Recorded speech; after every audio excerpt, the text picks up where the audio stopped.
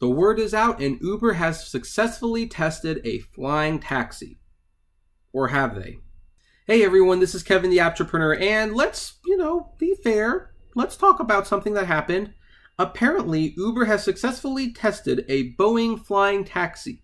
This would, of course, fly into the face of my claims that the flying taxi or the flying car is actually not going to happen.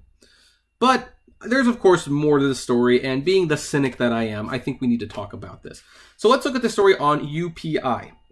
And it says, there's a headline right there. Boeing successfully tests autonomous flying taxi for Uber. And there you can see the taxi, and as you can see, it is indeed flying. Let's look at this article. Oh, by the way, the Twitter says, did that just happen? It sure did. Along with Aurora Flight Sciences, we successfully tested our new passenger air vehicle. The future is built here. I'm sure that's going to look great for the stockholders, but let's look at this article. Boeing announced Wednesday that it successfully tested an autonomous so-called flying taxi for Uber in Virginia. I like how the article itself says so-called, as if they know, they're kind of BSing us a little bit. The company issued a statement saying that its prototype passenger air vehicle took off and landed vertically in Manassas, I think that's how it's called, Virginia. The company said it will continue testing to improve its safety and reliability. Quote, in 1 year, we have progressed from a conceptual design to a flying prototype, Boeing Chief Technology Officer Greg Hyslop said in a statement.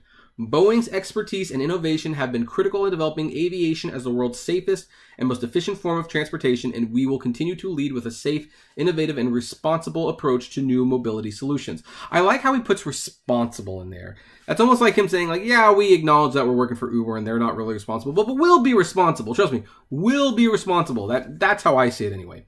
Boeing designed the PAV to be completely autonomous with a range of about 50 miles. Oh, okay, that's not a bad length of distance. The aircraft is powered by an electronic propulsion system. Future tests will include forward flight and transition from takeoff to flight to landing.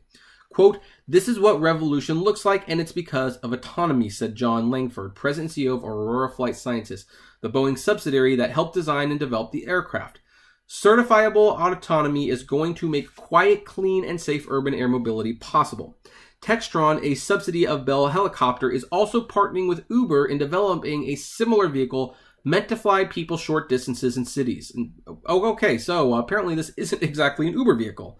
Sorry about that. Overseas, Airbus and Volocopter in Germany are working on air taxi prototypes.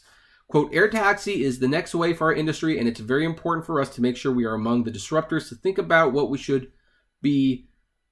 should be transportation in the next 10 to 20 years, Patrick Millay, Executive Vice President for Commercial Helicopter Sales at Bell, told Bloomberg last February.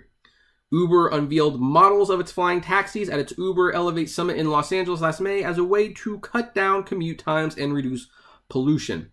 Uber Air has said the public will start seeing air taxis by 2023. Oh, really? I thought it was 2020. I had videos from 3 years ago saying it would be 2020. Oh, darn. Oh, Bell has predicted 2025.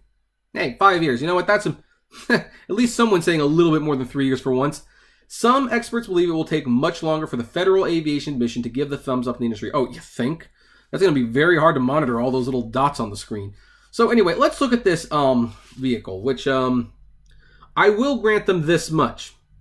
That is a much cooler design than what Uber had. That is a much, much better design than what Uber had. That's actually really neat. But look at the size of that thing. That thing is still pretty much a helicopter at this point. It's still a small airplane. People aren't using taxis to go 7 miles away.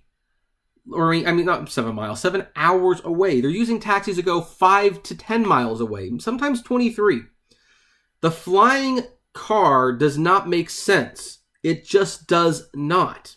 It's, if you want to make a more efficient airplane, that is fine. In fact, I even commented on a company, I forget their name, and I even talked to the CEO because he was actually kind of happy with the video that I made, where I looked at it and it's like, he was right. They had sold it as like an aviation thing, that it was an airplane. It was a new form of air travel. It wasn't a taxi per se. Taxis, you can't get flying cars to go the short distances you want it to.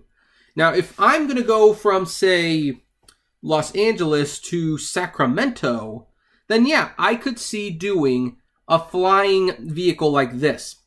Because that is the kind of vehicle that, yeah, I just need to go a little ways away, and I don't want to go through the airfield nonsense, like the TSA nonsense, I should say.